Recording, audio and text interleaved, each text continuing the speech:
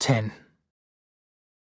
Sometimes it's hard to pick the difference between a bad dream and reality, but I know I'm fully awake when I feel the weight of a man sitting on top of me, his hand over my mouth.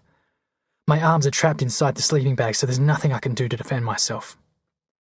His face is so close to mine I can smell his stinking breath. "Not a word, boyo. Not a word," he whispers. As my eyes adjust to the dark, I can make out two other figures. The one that's been sitting on me pulls me to my feet and ties a gag around my mouth. He lifts me out of the sleeping bag so the third man can stuff it into the backpack. My hands are tied behind my back and my boots shoved onto my feet, and then we're on the move. I stumble and trip, but a rope has been tied to my wrists and I'm pulled back up each time I fall. I'm shit scared, but still alert enough to realize we're moving north. We walk for what seems like hours. I've fallen over so many times I can feel blood running down into my boots from my knees. The first light of morning is creeping through the trees when we make our way out onto the road again. With the sun beginning to rise off to my right, I realise we're heading towards Swansmarsh. I hope this isn't the group that tried to capture Rose when she came through a few days ago. If it is, they'll hand me over to Ramage for sure. Eventually, they slow down and the leader says, "We'll take a break here. 5 minutes, no more." I'm dragged to the side of the road and pushed down until I'm sitting. The leader leans over me and releases the gag, but he doesn't untie my wrists. "Sorry, laddie," he says. "We couldn't take any chances. There were men guarding the junction. I guess you saw them or you wouldn't have been up where you were." His voice is different now, less aggressive, almost friendly. But I'm still on my guard. "Who are you, and where are you from?" I ask. The three of them laugh. "What kind of language is that?" says the leader. "You sound like a wild animal. And I reckon we'll be the ones asking the questions." I slow right down and try to make the words come out without growling. "Name's Finn. I've been living rough just the other side of the junction." "Yeah, and I'm Jesus Christ and these are my apostles," says the man, pointing at the other two. They all fall about laughing like this is the funniest thing they've ever heard. "You haven't been living rough, not by the look of you. You've had a roof over your head, I reckon, and that sleeping bag hasn't been out in the weather either." His voice is more serious now. "Personally," he says, "I don't give a rat's ass where you've come from as long as there's no wilders following you." I stay quiet. "These parts, there are bands of wilders on the lookout for anyone of use to them. Women, in particular. They work out of Longley, rough mob." "Ramage," I say, and they all turn to look at me at once. "What do you know about Ramage?" the leader says. I know what he does. He stands over me, trying to figure me out. "If you're on the run, you're travelling in the wrong direction," he says. "You're heading towards Longley. Want to tell us exactly what you're up to, boy?" It sounds like they're against Ramage, but that doesn't mean they aren't as bad, or worse, than him. But I don't feel threatened. There's something about the leader that makes me want to trust him. "Got any food?" I ask. "I'm starving." They look at each other, and the leader nods. One of the other two rummages in his bag and pulls out what looks like a piece of bread. I have to blink to make sure I'm not imagining it. Bread? I can't believe it. He breaks off a piece and tries to hand it to me before he realizes my hands are still tied behind my back. "Untie him," the leader says. "Let him eat." The tall, thick-set man with long hair and a scraggly beard unties me and hands me the bread. I tear at it like I haven't eaten in months. It's strange. It's not the taste that hits me first, it's the texture. Something I haven't felt for so long I've forgotten it. The way it kind of breaks down into that grainy feel in my mouth.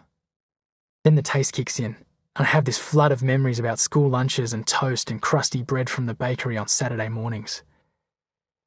"Ease up, eat slow, you'll make yourself sick." "Sorry," I say, spraying crumbs out onto the ground. "It's been a while." They're still eyeing me, but I sense they are relaxing. The man in charge starts to talk again.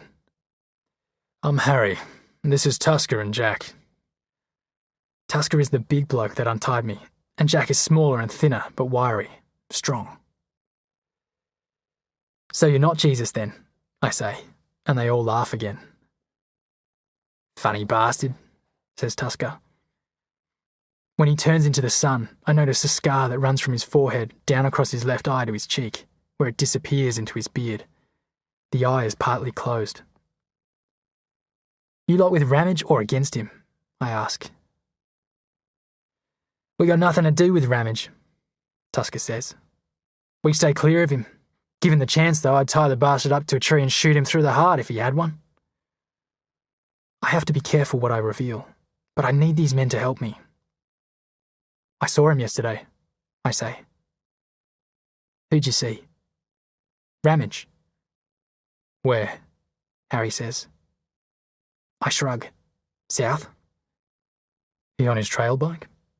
Kinda. What do you mean, kinda? He met with a bit of an accident. Tusker shakes his head and spits. What sort of an accident? Harry says. They're leaning in towards me now. I give them a rough account of what happened, but I limit the detail. Nothing about Rose or Angari. When I finish, they lean back and I can see they're trying to figure out whether I'm telling the truth or not. Tusker speaks first. Well, ain't you full of surprises? I don't know if what you just told us is complete bullshit, but I hope to Christ it's not. If it's true, there'll be a lot of people who'd like to thank you. Ramage is a dangerous bastard. Kill you just for the fun of it. Jack speaks for the first time then. His voice is low and deep. How many men with him? 4 or 5. I reckon they'll be tracking me if Ramage can travel.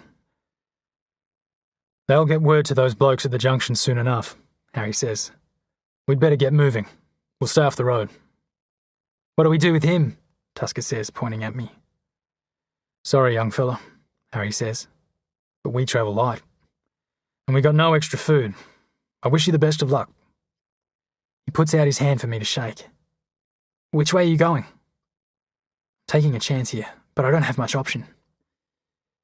You're still not making sense to us, boy, Jack says. You haven't explained why you're travelling north.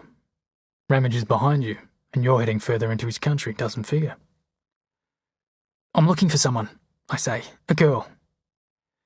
Harry turns and walks over to where I'm standing by the side of the road. We're all looking for girls, he says. But Finn, there's hardly any women left. You know that, yeah? I know. But this girl's alive. At least she was a few days ago. How do you know her? A friend saw her? A friend? Where? Near Swans Marsh. Tusker and Jack come over and the three of them stand in a semicircle around me. The sun's behind them and they cast long shadows. It'd be hopeless trying to look for Kaz on my own. I don't know the country this side of the range, and she could be anywhere. I have to take the chance that these men know something. Tusker says, Swans Marsh is no place for a girl. The Monaghan clan live there, and they take their orders from Ramage. She was escaping from them, I say. She was on horseback. Her name's Kaz. She's got a birthmark on her face. I've got their attention now. The other two look to Harry, expecting him to make a decision. What are you thinking? He says to Tusker. Dunno.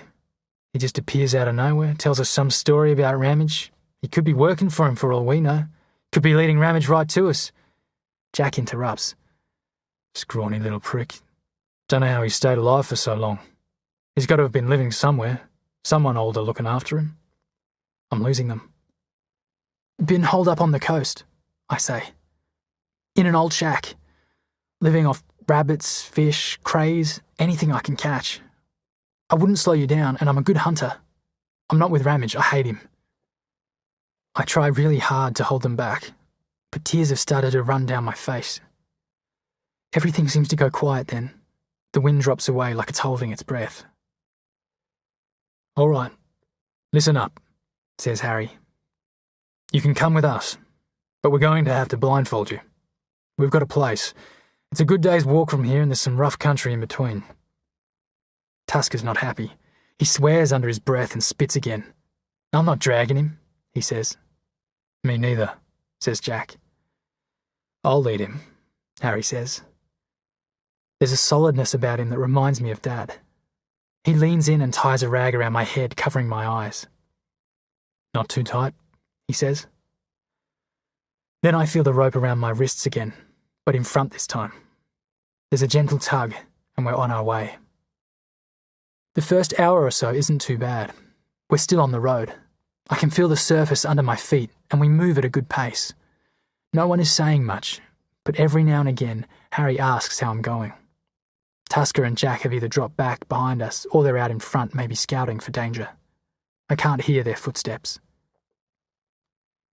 Harry starts talking low, like he doesn't want the others to hear. How do you know this girl, this Kaz? He asks. If he is anything like my dad, he'll be able to tell when I'm lying, so I need to stick pretty close to the truth without giving too much away.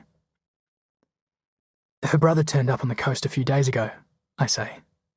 He was being chased by wilders. Her brother? Yeah, Tom. He'd done something to them back at Longley and they tracked him to the coast. I thought there was no one down there. On the coast, I mean. There's not. It was quarantined early on. You got family? Had. All dead, I say. Dad went first, then Mum. Got no brothers or sisters. And you survived how long? I don't know. Maybe 2 years? That's pretty right. We've been trying to keep track of time, but the seasons aren't what they used to be. Long summers, wild winters. We've fallen into an easy conversation, but I know he's still trying to suss me out. The coast's changed too, I say. The king tides come right up and flood the rivers and swamps. Harry goes quiet.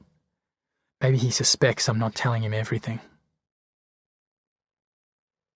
This fella, Tom, he says after a while. Where is he now? Down on the coast. He didn't want to travel north again. So why are you so keen to find his sister? I'm painting myself into a corner. I have to think fast. He saved my life, I say. Saved me from Ramage. So now you have to find his sister. Is she on the run from Ramage too? I guess so. Strange that Ramage would worry about a boy and not go after the girl. I can tell he's getting more and more suspicious. But just as I'm trying to work out what to say next, I hear a sharp whistle and Harry pulls me off to the side of the road into the bush. He's got his hand on my back, and he's pushing me down onto the ground. Stay quiet, he says, urgent. I hear heavy, shuffling footsteps in the squeaking of wheels. Low voices. Harry breathing close to my ear. We stay down as the voices gradually drop away. Drifters, he says. There's still a few of them on the roads, just men and boys. There were only 5 in that group, looked half-starved and edgy. Nothing we can do for them. There's shuffling in the bush behind us, and I hear 2 heavy bodies drop to the ground. I recognise Tusker's voice. We'll never get there pulling this kid blind, he snarls. Nearly time to leave the road anyway, Harry says. We'll wait here till dark, then move on. Harry takes off the blindfold and undoes the rope around my wrists. Tusker and Jack move off on their own, not quite out of hearing range. Harry passes me my backpack. I open it, pull out the last of the chicken, and offer him a small piece. Bloody hell, boyo, he says. Chicken! I'm working hard to keep him on side. I feel safer with him than the other 2. The sun is low in the sky now, so I know we won't be resting for long. Harry sits with his back against a fallen log and stretches out his legs. It's the first chance I've had to really look at him. I guess he must be about 40, but living rough can age a man quickly. He has a long face, a high forehead and thinning hair. His clothes are well looked after, no holes or split seams. When he eases his boots off, I see his socks have been darned. He's either a good sewer or he knows someone who is. You got kids, Harry? I ask. Yep. A girl, Willow. She okay? Survived the virus, I mean? He glances towards the others and says, I had 2. Another girl, Holly. She passed away early on. When he turns back to me, I can see the hurt just saying that brought to his face. And I'm sorry about your mum and dad, son, Harry says, his voice softer. It's been tough all over. Families broken up and kids left on their own. Most have died, I reckon. You've done a bloody good job just to stay alive. Then he says, I know you're probably not telling us everything, but it pays to play your cards close to your chest these days. Anyhow, he adds, you'd better get some kit. We've got a long night ahead of us. He picks his hat up and covers his face, and I know the conversation is over. I lie back into the bracken and close my eyes.